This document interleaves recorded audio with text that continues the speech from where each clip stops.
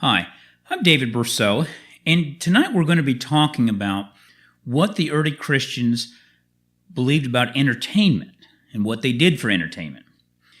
But to do this, we first have to talk about what the Romans did for entertainment.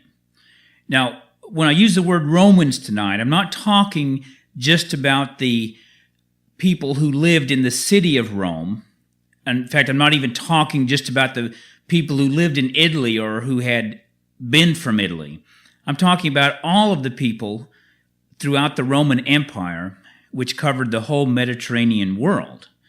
And so this would include ethnic Romans, Greeks, Syrians, Egyptians, North Africans, and many others. Now, certainly there was some variation of entertainment between these various people groups and geographical areas. However, basically, they all did the same things, just certain things might be more popular in one area than another. And to one degree or another, all of those ethnic groups adopted Roman culture. In fact, most of these people thought of themselves as Romans, first of all, not as Egyptians or North Africans or that sort of thing. Now, there were four main types of entertainment that were popular throughout the Roman Empire. One was sports, athletic events. Second were spectacles in the arena and amphitheater. Third type were the theaters. And fourth would be banqueting. The plan I'm going to follow tonight is to take these four areas of entertainment one by one. First, I'm going to describe to you what the Romans did, what these types of entertainment entailed back there in the early centuries. And then I'm going to show you from their own writings how the early Christians viewed these things. So with that plan, let's start first of all with sports.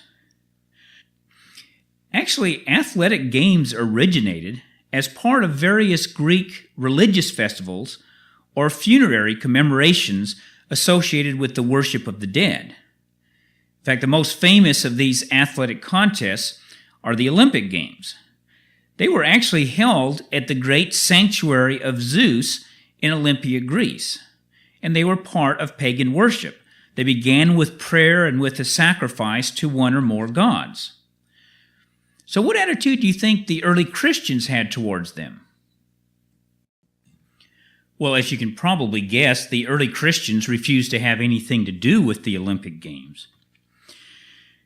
And when I first read the early Christian writings, which was 17 years ago, I couldn't help but notice the contrast between how the early Christians viewed the Olympics and how they're viewed by professed Bible-believing Christians today.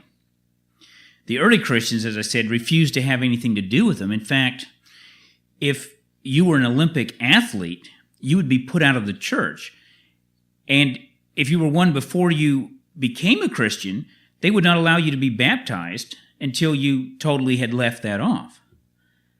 In contrast, today, an Olympic athlete, if he's a professing Christian, is viewed with great admiration by most Bible-believing Christians.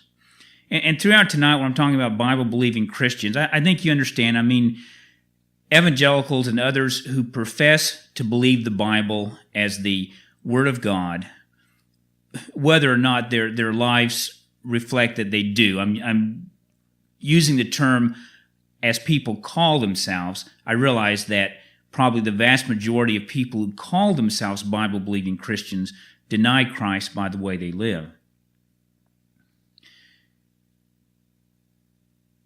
Anyway, as I was saying, today, if you're a professed Christian and you're an Olympic hero, you're also a spiritual hero in the eyes of most Bible-believing Christians. I remember when I was a member of an evangelical Bible church back in the 80s, in one of our Sunday school rooms, there was a poster on the wall with the scripture that says, "Whatever you do, do all things for God's glory." That was the scriptural passage, but now the poster showed on it an Olympic athlete, a young woman doing gymnastics, dressed, I might say, rather immodestly. And the connotation was, oh, whatever you do it for God's glory. You can be an Olympic athlete and see you're doing that for God's glory. Well, in what possible way can we imagine that gives glory to God? To be involved in something that originally Christians refused to have anything to do with. The Olympic Games originated as part of worship of Zeus. And I realize today, people in general don't worship Zeus anymore, and the Olympics aren't specifically religious festivals. And yet they are a continuation of what once were, and that was their origin. I find it interesting how evangelical Christians will refuse to have anything to do with Halloween because of its pagan origin, but then other things that have an equally pagan origin, like the Olympics, they embrace with great gusto. Let's look at some of the other sports. Now, in addition to these large religious athletic contests like the Olympics, there were local games and sporting events that were part of normal, everyday Roman life. And it seems like nearly all of the Roman sports either had pagan religious origins or else they were violent, and quite often they were both. Let me share with you some of their favorite sports. Boxing was certainly a very popular sport. And, boxing is brutal today. People get their face beat up and swollen, and oftentimes a boxer later in his life is mentally impaired from all of the pounding that he has received. But it was even more brutal in Roman times. Instead of wearing padded gloves like they do today, the boxers had their hands wrapped with leather straps that were weighted with metal so that they would do even more damage than just a bare fist. Often a successful Roman boxer would end up permanently maiming his opponent or even killing him. It wasn't considered the least bit unusual for one of the boxers to be killed in the course of the boxing contest, and nobody saw it as, that's a dreadful sports injury that happened. I mean, they would be sitting there cheering if it was their favorite boxer who was winning. Wrestling was also a popular sport, and it was violent, although it did not usually result in somebody being killed. Then you had foot races and contests like that were also part of the bigger athletic contests. But by far the most popular sporting event was chariot racing.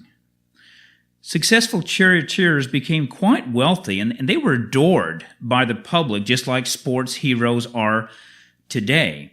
There was usually very heavy betting on the races, and people had their favorite driver, their favorite horses even. People would study the genealogy of the horses, and they could relate to you who the sire was and go up the lineage, the pedigree of this horse and that horse, that sort of things. You even find graffiti all throughout the Roman Empire, either praising a chariot driver or even praising a particular horse. The chariot races were held in an elliptical stadium known as a circus. Now, our English word circus has been directly derived from this, but a circus today is very different from what a circus was then. The circus referred to the arena, the elliptical stadium where the event was held, not the event itself. When you think of the word circus in its original meaning, you can think of the word circle because it was related to it. And the drivers made circuits or lapses around the arena. Well, in the summer of 2001, I visited the ruins of the Circus Maximus in Rome, which is the oldest of all Roman circuses. It was actually built over 300 years before Christ, and it lasted until well into the 6th century. Now, it did burn down a couple of times. The bottom rows of the circus or the stadium were made out of stone or masonry, At least at one time. Originally, the entire structure was wood, and the wooden ones burned down from time to time, either struck by lightning or an oil lamp spilled or something like that. Today, all that's there is just a large field, and from the layout of the field, it has grassy ridges on both sides. You can kind of follow the outline of what the original stadium was, but today not even one stone exists from that. The Circus Maximus was actually the largest structure in Rome. It was even bigger than the Colosseum. And as I said, it was rebuilt a number of times, and various Roman emperors enlarged it. At its greatest size, it was 6 football fields long. That's 600 yards long, and it was 200 yards wide, or 2 football fields wide. So I'll give you an idea of just how immense this structure was. To help you to visualize it, the Superdome in New Orleans, which until very recently was the largest indoor stadium in America, well, it will seat about 75,000 people to watch a football game. Now, guess how many people the Circus Maximus held? Well, it was over 300,000. So the Romans were quite ingenious engineers, the best the world had ever known up until that time, that they could build a structure that immense. Now, most historians estimate that the population of Rome in the 1st, 2nd century was around 1 million people. So this means that the Circus Maximus could hold practically a third of the whole city just in one place. Now, underneath the seating were shops, and then there were stalls selling food, and you had all other sorts of things, prostitutes hanging around, that kind of thing. Now, these sporting events, like the chariot races, were nearly always public events. They weren't just private entertainment, but they were usually sponsored either by the emperor himself or by a wealthy senator or somebody like that. The Roman government considered it part of the responsibility of government, or at least they considered it wise government, to provide entertainment for the population. Perhaps that would keep the population happy and not thinking about revolt, something like that. Now, the chariot races were quite a spectacle. I remember as a boy growing up, I saw the movie Ben-Hur, which features in it a chariot race. And I would say it does not exaggerate at all what a Roman chariot race was really like. The grounds of the Circus Maximus, where the races were held, was strewn with glittering sand so that it would be just a bright, showy thing. The manes on each of the horses were threaded with pearls.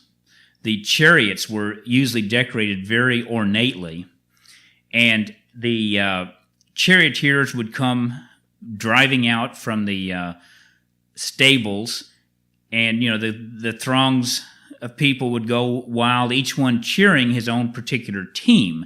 Now, they didn't call them teams back then. I'm not talking about a team of horses, but there were what were called 4 factions of the chariots. And these were teams, but they didn't race as teams. They would race as individuals. But you had the blues, the greens, the reds, and the whites. And so each chariot driver would represent one of those factions, and the people in the city would be loyal fans of the Reds, for example, or the Greens, and so that day, whoever happened to be the driver for the Greens, that's who they would cheer for if that was their favorite faction. And the chariots, it varied. Sometimes they were pulled by 2 horses, sometimes by 3, and even sometimes by 4 horses. And just like in the movie Ben-Hur, if you happen to have seen that, the presiding magistrate, who would be clothed in purple, he would give the signal. And when he did that, then the drivers would start their team of horses, and they would go at reckless, dangerous speeds around this huge stadium. And in the middle of the arena at the bottom was a concrete structure, concrete and masonry, which usually had some various pagan obelisks and representations, and they would go around that 7 times. Whoever was ahead at the end of the 7th lap won. One of the Roman emperors had built a string of 7 dolphins made out of metal, and they would move to signal the end of each complete lap so that everyone could see how many laps they had completed and what lap the drivers were on. Well, chariot racing was an inherently very dangerous sport. Chariots are not particularly stable vehicles. They only have 2 wheels on them. And to have 4 chariots out there all racing at breakneck speeds, as I said, was just, you were asking to have an accident, and it was quite common that one of the chariots would turn over, and maybe the driver would get out alive, but oftentimes he would be dragged to death or trampled by the horses of other chariots that were in the race.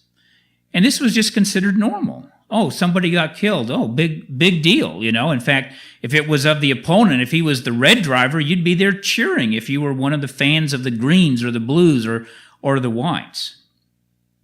The Romans they loved this kind of violence.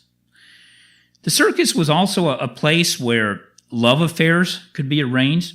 I want to read to you what Ovid, a Roman writer, what he says about how to court women while you were at the circus. He said this in his work called The Art of Love.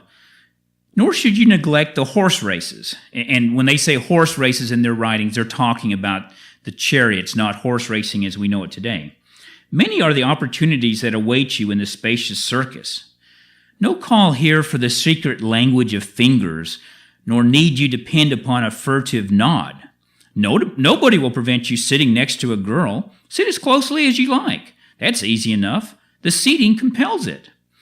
Now, find an excuse to start a pleasant conversation and begin by saying things that you can say quite audibly. Be sure to ask her whose horses are entering the ring, and whatever her fancy may be, hasten to approve her choice. If, as may well happen, a speck of dust falls on your lady's lap, brush it gently away. But should none fall, still persist in brushing. If her cloak hangs low and trails on the ground, gather it up and lift it carefully from the dirt. As a reward, she won't hesitate to allow you a glimpse of her leg. At the same time, look to the robe behind and see that a stranger's knees are not pressed into her tender back. Light natures are won by little attentions. The clever arrangement of a cushion has often done a lover service. Such are the advantages that the circus offers you when you are set upon a new affair. So that's how the Romans viewed the circus and these other sports. But what about the Christians? Well, the Christians took quite a different view than the world did about sports. And I want to read to you now from their own writings, so you can hear it firsthand. It won't be a matter of, well, David Berceau says that they said this or that, but you can hear it firsthand. First of all, I want to read to you from one of the apologetic works of Tertullian. This is addressed to the pagans. He says, "We renounce all your spectacles. Among us, nothing is ever said, seen, or heard that has anything in common with the madness of the circus, the immodesty of the theater, the atrocities of the arena, or the useless exercise of the wrestling ground. Why do you take offense at us because we differ from you in regard to your pleasures?" So this isn't just a matter of Tertullian saying this, his personal view, but he notices or takes note that the Romans take offense at the Christians because they differ in their regard to pleasure, what they do for entertainment. Again, he writes, and that was from volume 3, page 46. Page 49, he says, "We do not go to your spectacles. As for the things that are sold there, if I need them, I will obtain them more readily at their proper places. In another, this is in volume 3, page 86. Since all passionate excitement is forbidden to us, we are barred from every kind of spectacle, and especially from the circus. The spectators fly into rages, passions, arguments, and all kinds of things that they who are consecrated to peace should never indulge in. Next, there are curses and reproaches with no rational cause of hatred. There are cries of applause with nothing genuinely to merit them. Doesn't that sound just exactly like our sporting events today? And again he writes, does it remain for us to appeal to the pagans themselves? Let them tell us whether it's right for Christians to frequent the shows. Why, the rejection of these amusements is the chief sign to them that a man has adopted the Christian faith. So you see, it was so well known to the Romans that Christians would not go to the circus and to their other pleasures, that if suddenly a man quit showing up at the arena or the circus or the stage, wherever the entertainment might be, well, right away they'd start to suspect, I wonder if Gaius has maybe become a Christian. We don't see him anymore at the shows. Would anyone say that about Christians today? Again, Tertullian writes, seated where there is nothing of God, will one be thinking of his Maker? Will there be peace in his soul when there is eager strife there for a charioteer? When the athletes are hard at struggle, will he be ready to proclaim that there must be no striking back? All right, let me move to another writer now, Novatian. Now, this brings us with Novatian well into the 3rd century. But again, we see the same teaching. How idle are the contests themselves, strifes in colors, contentions in races, acclamations in mere questions of honor, rejoicing because a horse has been faster, grieving because it was more sluggish, reckoning up the years of animals, knowing the consuls, learning their ages, tracing their breeds, recording their very grandsires and great-grandsires. Find that in volume 5, page 577. Isn't it interesting how things hardly change? If you imagine that the Christians in the early centuries faced a different world than we do, different sorts of things, which is what I had imagined before I read the early Christian writings, it's such a surprise to find that, wow, the Romans weren't that different from the world today. Christians had to make the same decisions we do. When I read that passage from Novatian for the first time, I remember thinking, well, that's just like today, where I remember as a boy, I could tell you the different statistics of various baseball players, what their batting average was, how many home runs they had hit that year, and that sort of thing, and so could most of the other boys. Back then, it wasn't baseball players, it was horses, how many races they had won, or maybe a charioteer, how many races he had won. Lactantius noted, and this is written in the early 4th century, around 304, those who come for the sake of beholding the spectacle actually display more of a spectacle themselves. I'm referring to when they begin to shout and to leap from their seats. Now, if somehow you imagine that the early Christians after the New Testament period were fanatics, that the New Testament Christians weren't like that, think about what Peter said in 1 Peter 4:4. He said, in regard to these, talking about the world, they think it strange that you do not run with them in the same flood of dissipation, speaking evil of you. So you see, it was the same thing back in the 1st century, that Christians wouldn't go to the same entertainment events that the world did. And as a result, the world hated them. They spoke evil of them. Tacitus, who was a Roman historian who lived in the 1st century, he referred to Christians as being enemies of the human race. He noted how Nero had them burned and put to death, blaming the burning of Rome on them. But Tacitus, even though he deplores Nero, he has little sympathy for the Christians. They're enemies of the human race. They got what they deserved. Now let's talk about the second form of entertainment of the Romans. And these were the exhibitions, spectacles that went on in the arenas or amphitheaters. Actually, the Romans themselves would have considered these just another form of sport.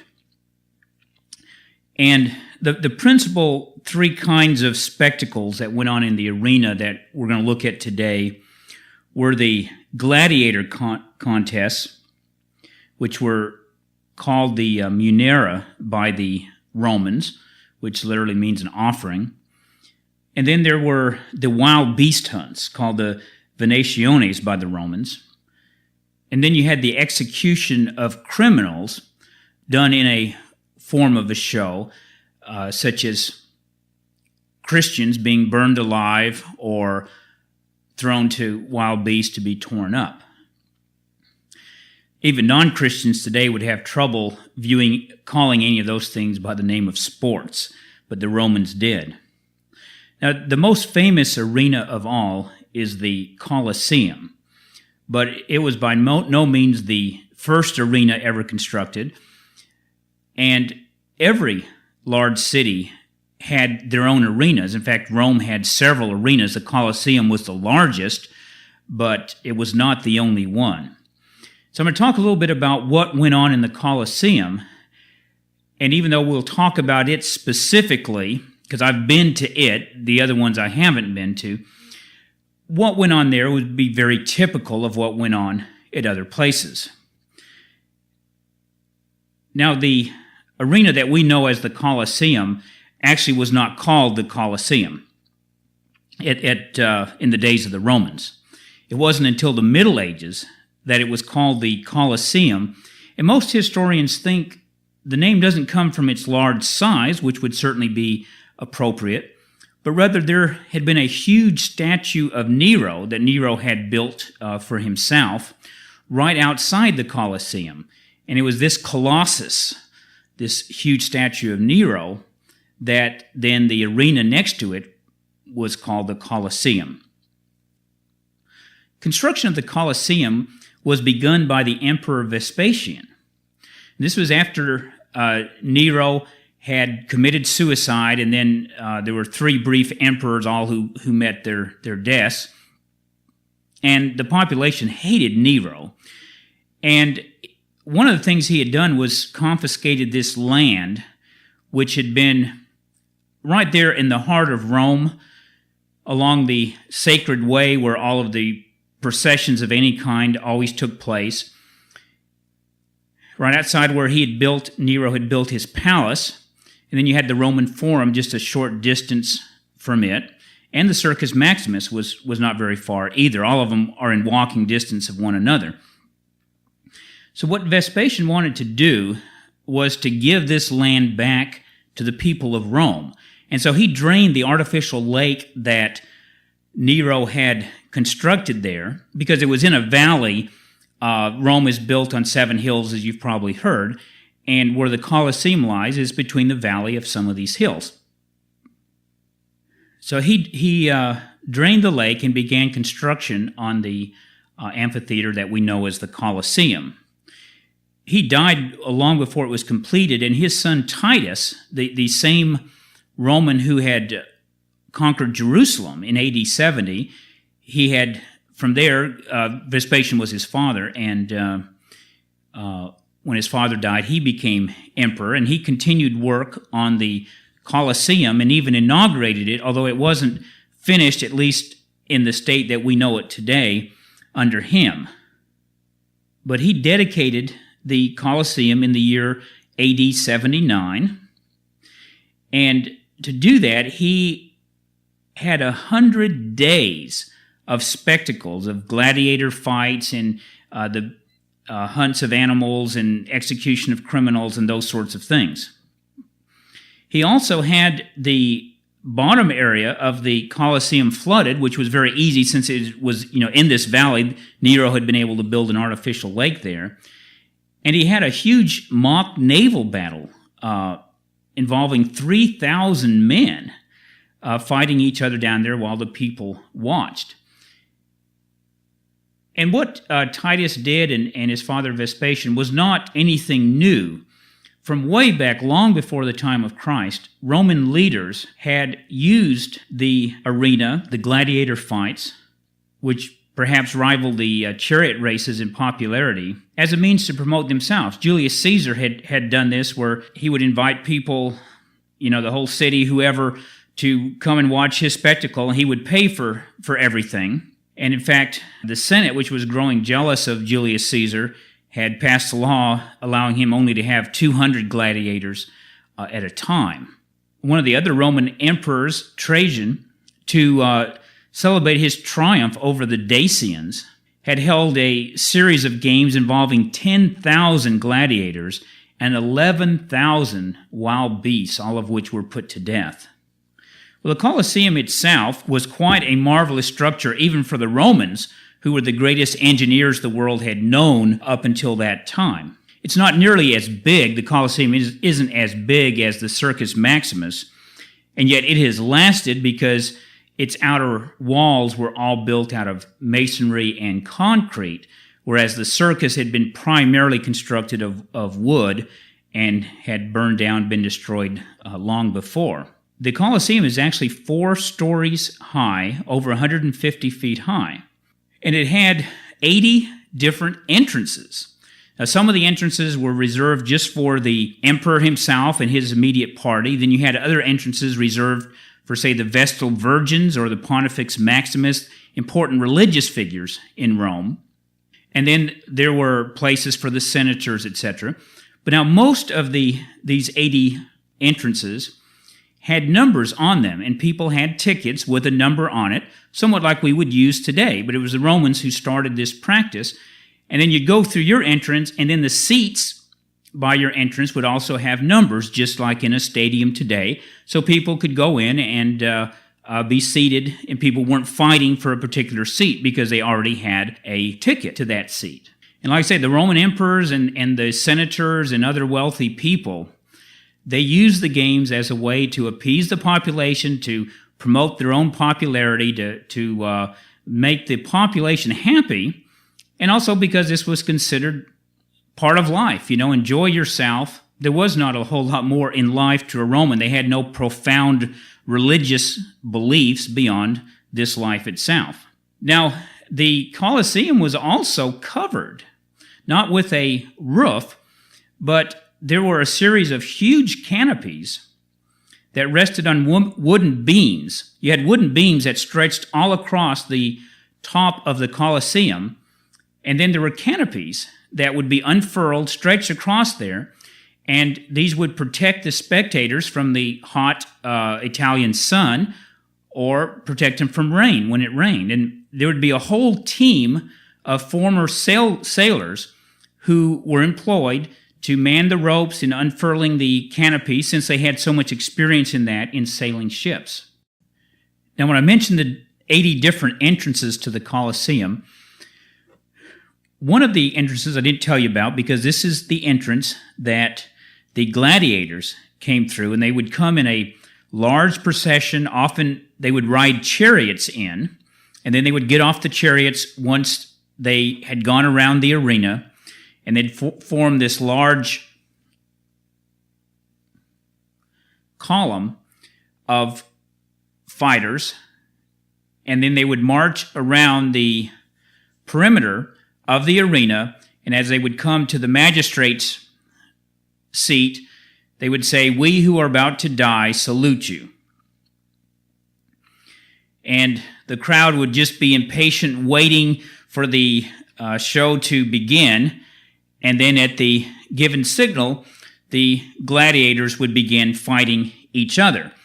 And there might be, say, 20 pair of them out there at one time fighting, depending on how large the particular arena was, maybe even 100 pair of them in an arena as large as the Colosseum.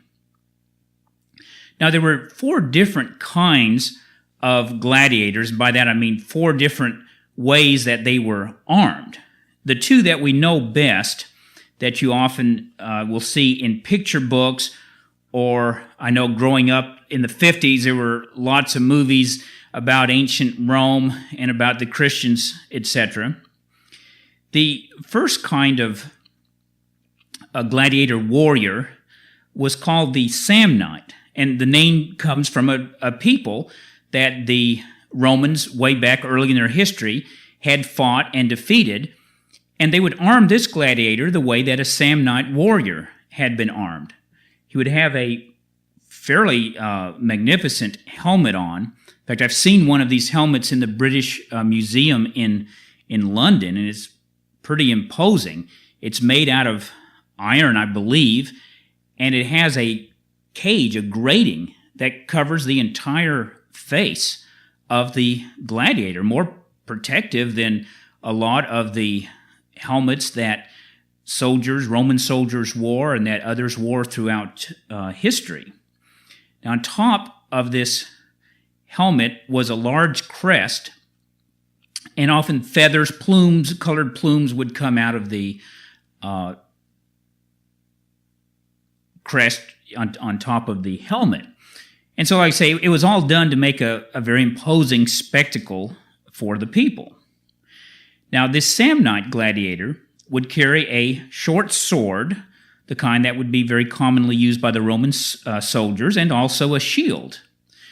Now, he was unprotected in his chest, but he wore protective covering on his right arm, since that would be the arm that he would hold his sword in.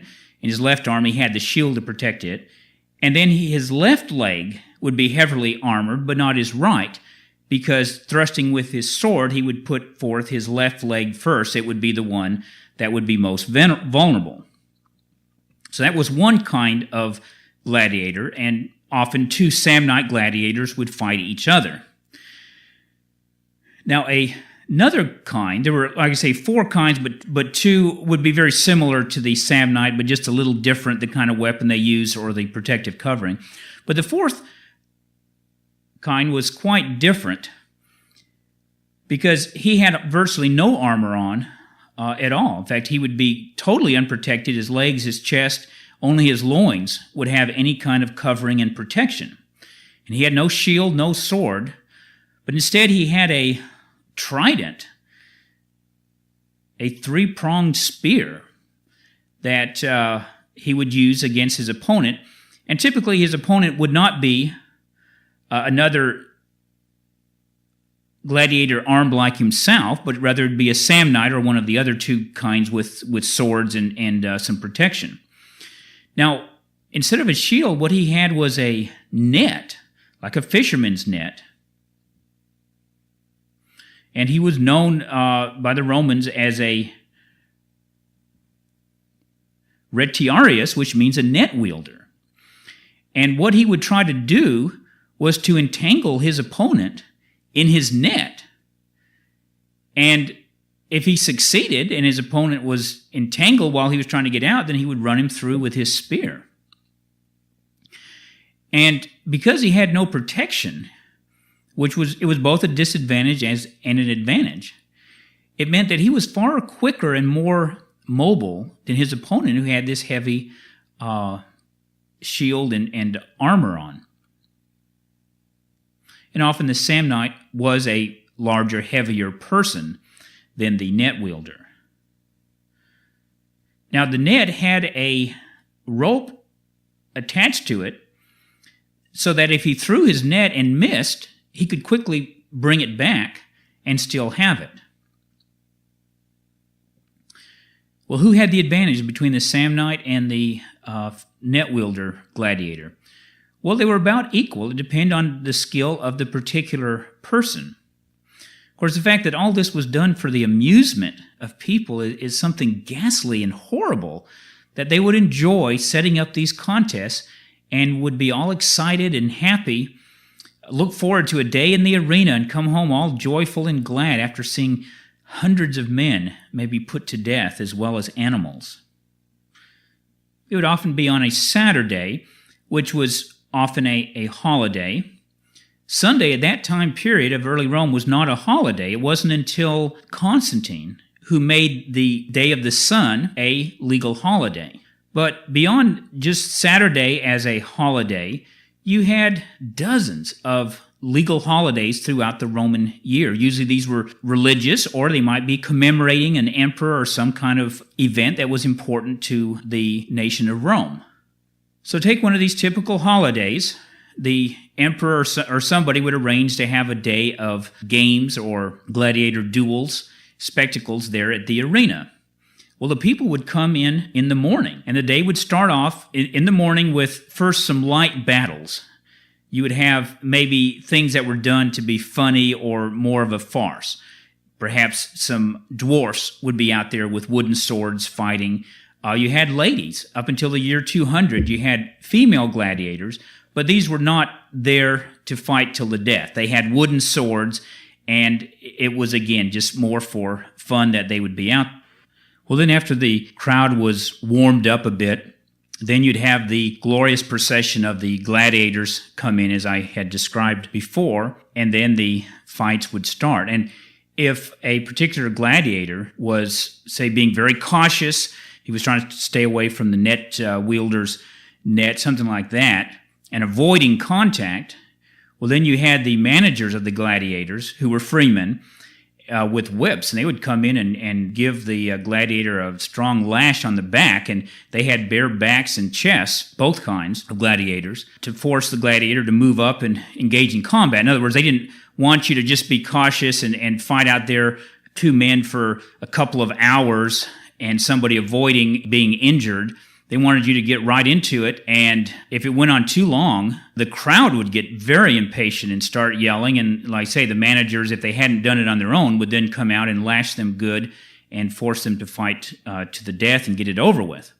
Often there would be music playing in the background. There at the Colosseum at one time, they had a pipe organ that would, play this dramatic music in the background. And you'd have in the Colosseum anyway, about 50,000 spectators. Other Colosseums would not hold that many, but there would have been tens of thousands typically in the arena of a large city. And the crowd would just, grow wilder and wilder. And then when a gladiator was killed, fell down dead, there'd be a big roar of excitement from the crowd. Now, if a gladiator fell down wounded, but was not dead, or let's say he was entangled in his opponent's net and was laying there helpless, he would throw down his shield and hold a hand up asking for mercy. And generally, the magistrate, the emperor, whoever was in charge of the games would make the decision. Either, as you probably all know, thumbs up meant he would live, he had fought well. Thumbs down meant, nope, he gets executed right there on the spot. And the crowd would take place in this. They'd all be gesturing, thumbs up or thumbs down, trying to influence the emperor to make his decision. In some games, it was the soldiers who decided. The gladiator could spare his opponent or could slay him once he had got him down. Now, the gladiators who were slain, they were dragged out a special gate that was just for their bodies, and they were drug out and dumped in an unmarked grave. The victorious gladiators left by another entrance, and they would fight again another day. Now, who were these men, the gladiators? Well, for the most part, they were not people who chose such a horrible profession. Instead, they were criminals or prisoners of war. In fact, the whole gladiator games originated as human sacrifices. In fact, they originated with the Etruscans, an ancient people who had lived there in what is now Italy, who had dominated the Romans for a long time. And when they were victorious in battle, the Etruscans would sacrifice many of their prisoners of war, maybe all of them, to appease the gods. They, like the Romans after them, were quite cruel people, even though they were advanced in a number of areas of knowledge. They were beastly in their humanity. Well, as I mentioned, the Etruscans were originally the dominant group in the Italian peninsula, and the Romans, who were a newer people, were under the thumb to a large degree of the Etruscans. And it was often their soldiers, the Roman soldiers, who were sacrificed by the Etruscans in a large public ceremony. Well, sometimes the Etruscans would tell the captured soldiers who were to be sacrificed to fight each other until the death. And I guess they employed forms of torture or whatever to be able to force them to do this. And so the Romans learned this practice from the Etruscans, and they decided to do the same thing, but not particularly as human sacrifices. That was how it originated. The Romans changed this particular religious nature and instead just said, for fun and entertainment, we will have the captured prisoners of war, or some of them, fight each other to the death. And then they expanded this to include criminals who were maybe sentenced to death. Well, we'll make them fight each other. And this wasn't any haphazard thing. They soon began establishing schools to train gladiators. And the gladiators received quite a bit of training and good nutrition and medical attention to prepare them for their work as gladiators. And like I say, if they were victorious in a number of different contests, they were usually given their freedom, and they would be showered with money and praise. They became very popular figures. Women would just adore them.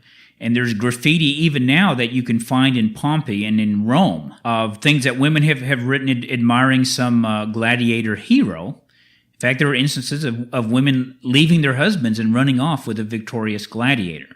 And different wealthy men who would want to pit their gladiators against those of somebody else, they would hire servants to go throughout the empire, which was the whole Mediterranean world, and procure particular people who would make good gladiators. Now again, normally these would be prisoners condemned to death in the mines or in the slave galleys or something like that. And the prisoner, it was probably a better form of life and then death than to die in the mines or in the galley, or they were going to be burned alive or executed anyway. So the Romans actually saw themselves as sporting. Hey, we're very merciful. Instead of just killing these people, we give them a fighting chance. In fact, very few of the Romans saw anything wrong with these gladiator contests or with taking Christians and burning them alive or having them torn apart by wild animals in front of a crowd. I mean, this wasn't something done in a dark alleyway or something, but this was supposed to be good family entertainment. A whole family would come there to watch this horrible spectacle. But they justified it. They said the Christians were a third race. You had the Romans, who of course were the first, and then you had the barbarians, the second race of man, and then you have the Christians, who are just beneath any class around. And whatever happened to them, they deserved, because they were enemies of the human race. Well, in addition to gladiator fights and putting Christians or maybe others to death, you had shows involving wild beasts. Now, in some of these, they would take a Christian, as I said, or a criminal, or could be a prisoner of war, whoever. But like I say, normally it would not just be an ordinary slave, or certainly not a citizen that you would take and throw out there. And sometimes this person would be unarmed, and then there would be bears or leopards or something in there that he would have to try to fight, and of course he would be torn to death. But from a lot of the pictures that we have from Rome and Pompeii, we see that often the men were given a spear. Sometimes they were armed with a shield and a sword even. And it was they who normally were killing the lions or the leopards or whatever, but it was a good, exciting contest to the bloodthirsty Romans. I mean, they reveled in this kind of sport, and they didn't particularly care whether it was the man who was killed or the leopard, or whatever wild beast it happened to be. Sometimes they would fight, say, a lion against a bear or something like that, whatever their twisted minds could think of. But then other times they would have armed warriors hunting wild animals, where it would always be the wild animal being killed. And it would often be an exotic animal that the average person would not have seen, like an ostrich or some kind of antelope or something from Africa. And as I mentioned earlier, often it would be thousands and thousands of these animals that would be needlessly killed. And many historians think that it was actually these Roman games that didn't just happen in Rome, this was all throughout the empire, that led to the extinction of a lot of these animals that used to live in Europe and in the Mid-East and Northern Africa. Like the lion. You know, in the Bible you read about lions. Well, it's been a long time since there have been lions in the area of the Mid-East, and probably that's because they all ended up being killed for the Romans' entertainment. And the same with ostriches and creatures like that, as I said, whole animal species became extinct in various areas, probably because of the Roman so-called games. Well, what did the Christians have to say about all of this? Did they just go along with the world? Let me read to you from some of the early Christian writers. This first one is from Athenagoras, writing about the year 175, and this was in an apologetic work to the Romans. And he's responding to the charge that was recklessly made that Christians were actually cannibals. He says this, "When they know that we cannot endure even to see a man put to death, though justly, that is, under law, who of them can accuse us of murder or cannibalism? Who does not reckon among the things of greatest interest the contests of gladiators and wild beasts, especially those which are given by you? But we have renounced such spectacles, deeming that to see a man put to death is much the same as killing him." Find that in Volume 2, page 147. Theophilus, another apologist writing about the year 180, says, "We are forbidden so much as to witness shows of gladiators, lest we become partakers and abettors of murders." It's Volume 2, page 115. Tertullian writes, "We will now see how the Scriptures condemn the amphitheater. Gladiators who are not charged with crime are offered in sale for the games, so that they may become the victims of the public pleasure." So from that passage, I take it that sometimes slaves were bought. It wasn't just criminals or prisoners of war who were put to death, even though that was the normal practice. Even in the case of those who are judicially condemned to the amphitheater, what a monstrous thing it is! For in undergoing their punishment, they advance from some less serious crime to the crime of homicide. It means maybe this is a robber that's put in there, and he's forced to kill someone. Now he's a murderer. I'm addressing these remarks to the pagan. As to Christians, I will not insult them by adding another word as to the aversion with which they should regard this sort of exhibition. Again, Tertullian, that's in Volume 3, page 87, and page 67 of that volume, he says, the prohibition of murder shows me that a trainer of gladiators is also to be excluded from the church. Mark Minucius Felix, writing about the year 200, Volume 4, page 196, said, "Who does not shudder at the teaching of murder in the gladiatorial games? Thus you demand murder in reality, although you weep at it in fiction." Meaning, in their plays, they would cry about someone being put to death, and yet they would actually go and see the real thing. Cyprian wrote, Volume 5, page 277, "The gladiator games are prepared so that blood may gladden the lust of cruel eyes. Training is undergone to acquire the power to murder. The achievement of murder is its glory." Lactantius, writing about the year 304, Volume 7, page 187, says, "Yet they call these sports in which human blood is shed. I now ask whether they can be just and pious men who, when they see men placed under the stroke of death and pleading for mercy, not only allow them to be put to death, but also demand it.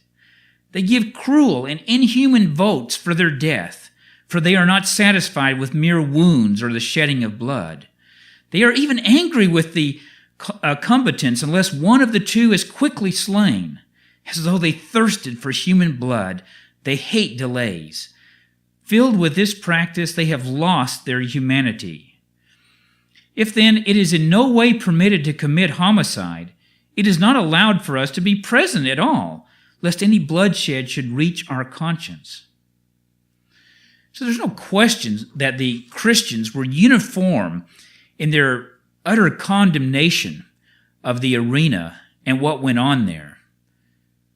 And they didn't even want to be present, even though they would never be a gladiator themselves or be a trainer of gladiators. They didn't even want to be present at such a thing, to not be polluted by it. And yet they were about the only ones who condemned the spectacles in the arena. But they didn't go along with the world just because the world said it was okay. And actually, it was because of the influence of Christianity that the gladiator games were eventually abolished, why we don't have them today. Now, today we don't have, as I said, gladiator games and exactly the same issues that Christians of that day had to deal with. In fact, in most places in the United States and in the Western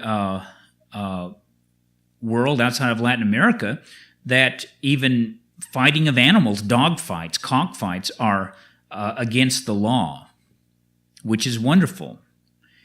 And yet there is that thirst for violence. The most popular sport in America is football, which is in itself a fascinating game, but it's very violent.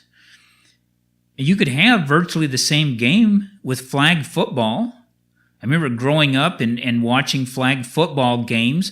My dad was in the Air Force, and they had different flag football teams. We'd go out there on Saturday and watch them play. It was very interesting.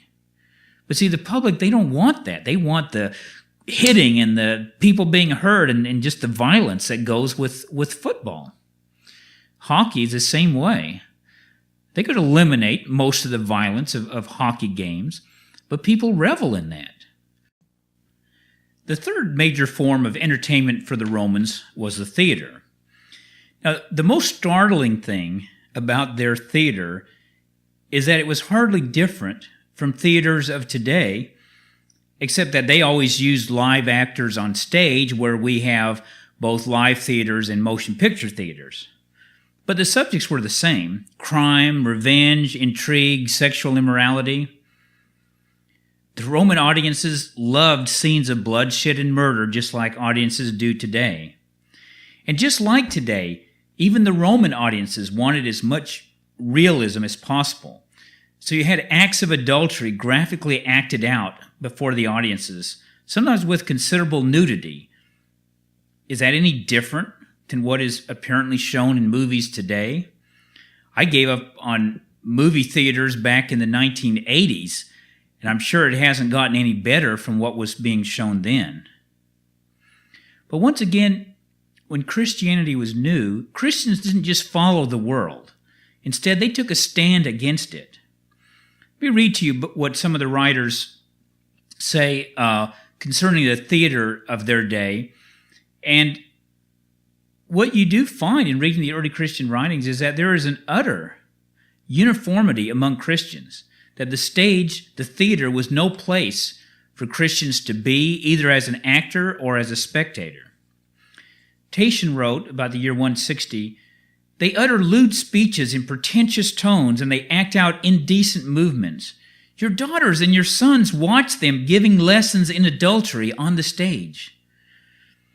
Theophilus, writing about 180, said, "Neither may we watch the other spectacles," talking about the theaters, after he had talked about the gladiator games, "lest our eyes and ears be defiled by participating in the utterances that are sung there.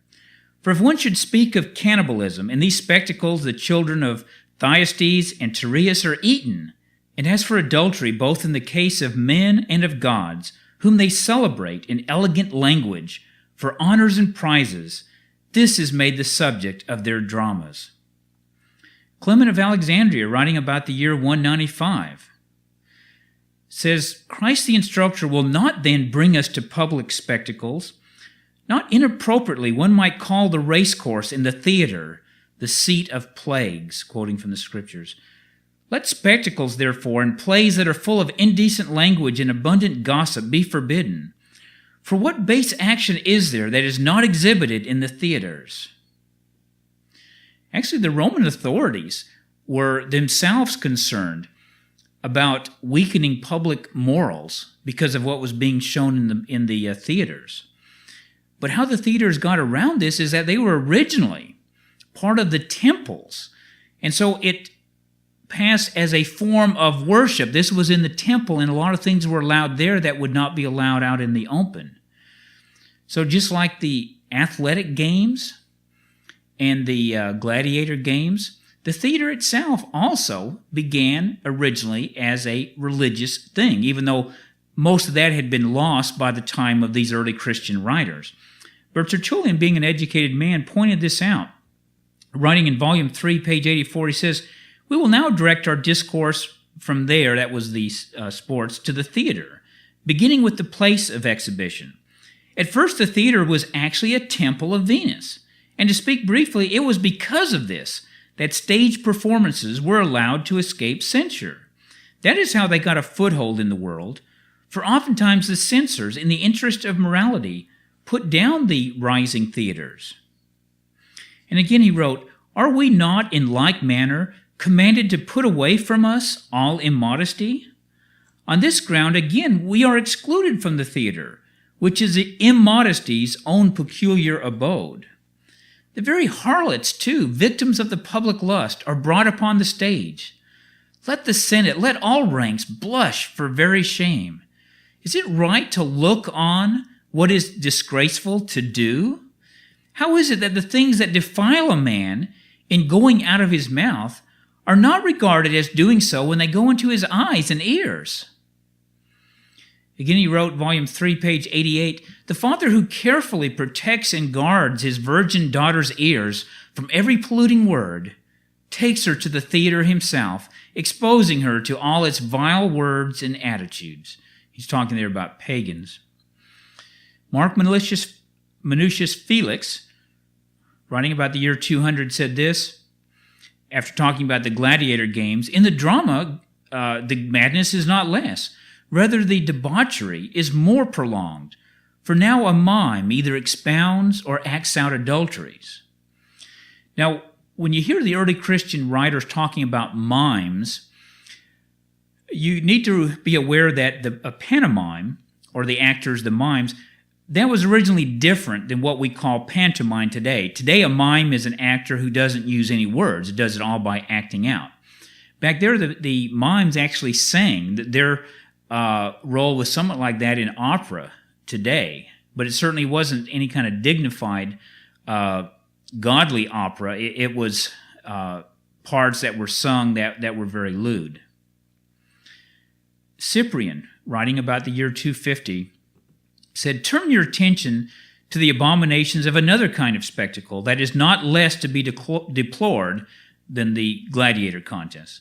In the theaters also you will behold what may well cause you grief and shame.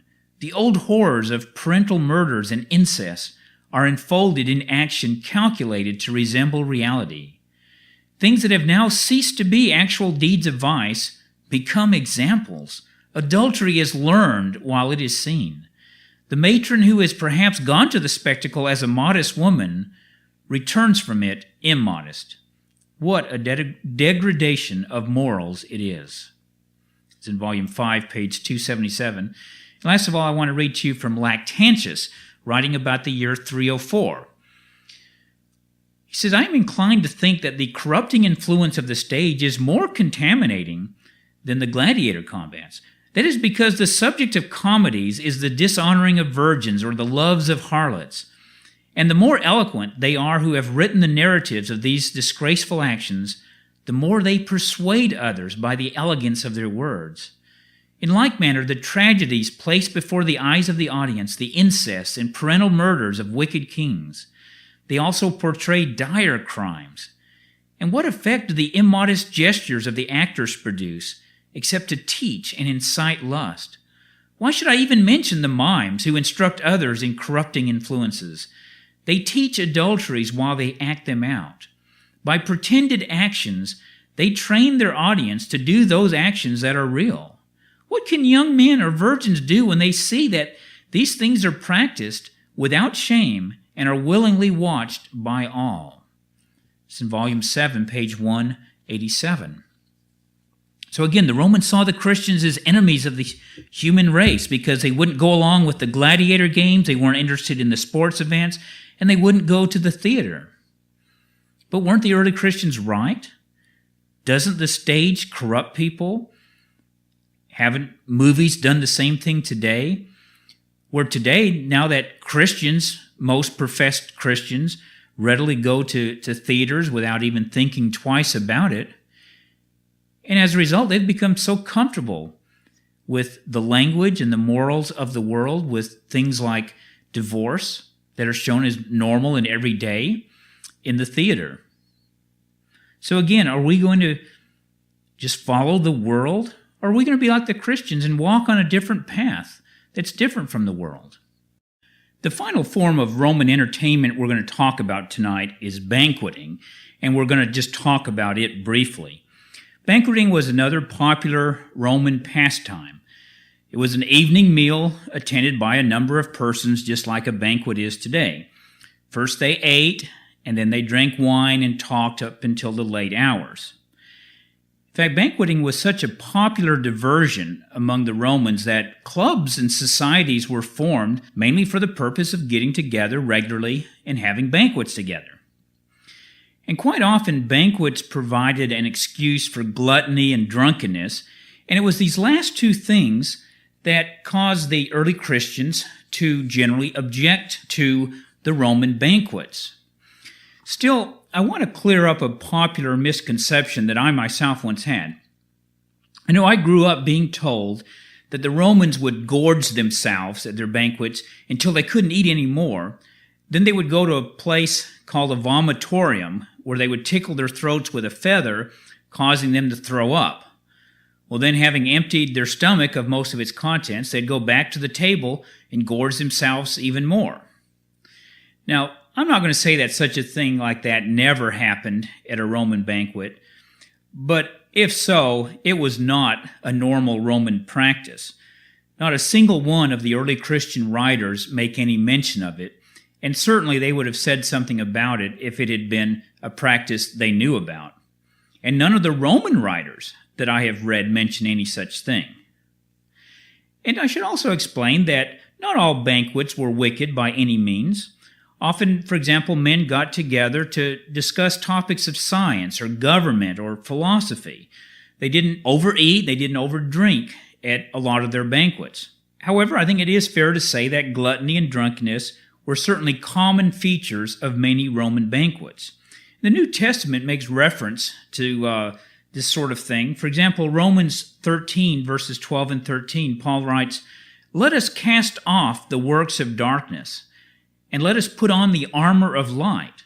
Let us walk properly as in the day, not in revelry and drunkenness, not in lewdness and lust, not in strife and envy." And a lot of this revelry and drunkenness revolved around the banquets. And again, Paul wrote to the Philippians, "For many walk, of whom I have told you often, and now tell you even weeping, that they are the enemies of the cross of Christ, whose end is destruction, whose God is their belly, and whose glory is in their shame, who set their minds on earthly things." It's Philippians 3:18 and 19.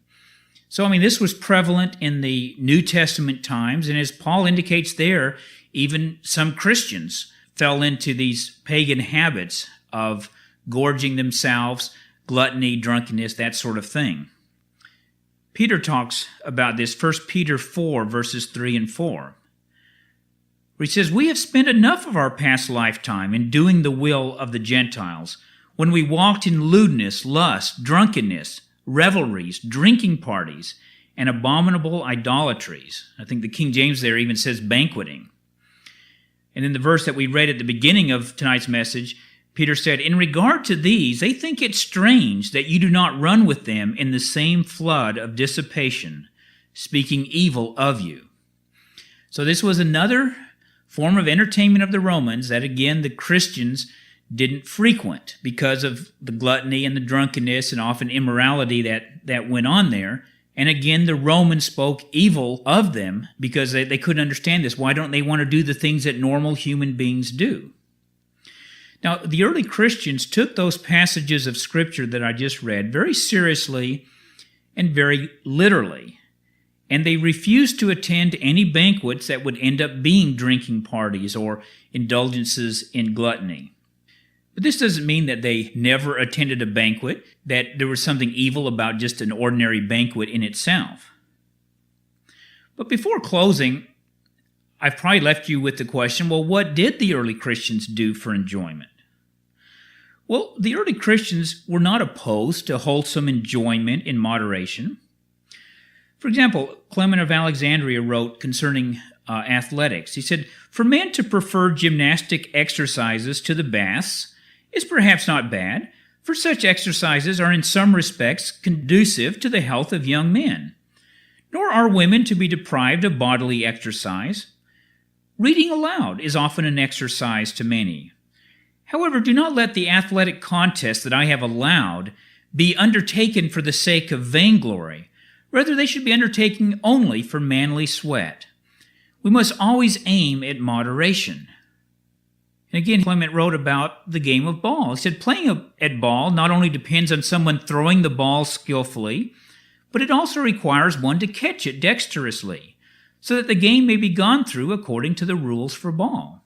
So they had a game of ball back then. It wasn't like baseball or football, just mainly throwing and catching a ball, kind of like playing with a frisbee today. No competition involved or anything. It was something that was fine for Christians to engage in.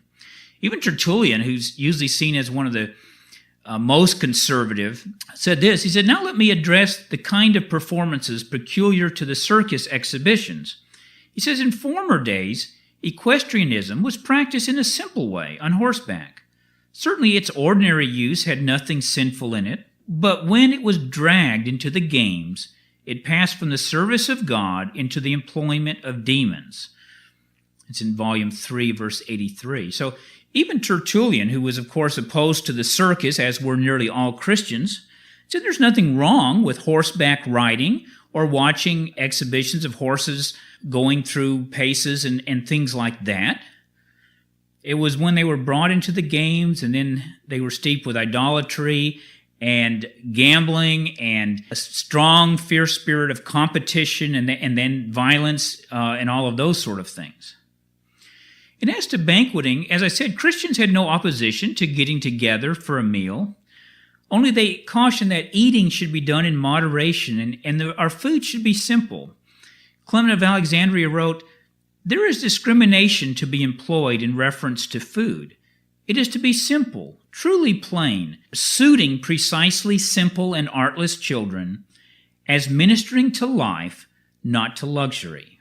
It's in volume 2, page 237. And again, on page 252, he says, it is the part of a temperate man also, in eating and drinking, to take a small portion, taking it deliberately, not eagerly. A temperate man, too, must rise before the general company and retire quietly from the banquet. So it's fine to go to a banquet if there's nothing evil going on there, but don't stay late. Leave early, get a good night's rest. Interestingly, one of the notable features of early Christian worship, including New Testament worship, was the weekly love feast that Paul talks about in his first letter to the Corinthians. This was a common meal, in some ways like a Roman banquet, yet people ate in moderation. And instead of it being limited to members of one's own social class, like Roman banqueting was, Christians, rich and poor alike, slave and free alike, they all ate together as equals at their love feast, and the rich shared their food with their poorer brothers and sisters. Well, like the early Christians, Christians today can find godly, wholesome enjoyment. In fact, we probably have more options than they did. We, of course, can share meals together like they did and simple sport activities among ourselves. But have you also ever thought of discovering the pleasures of getting acquainted with God's creation?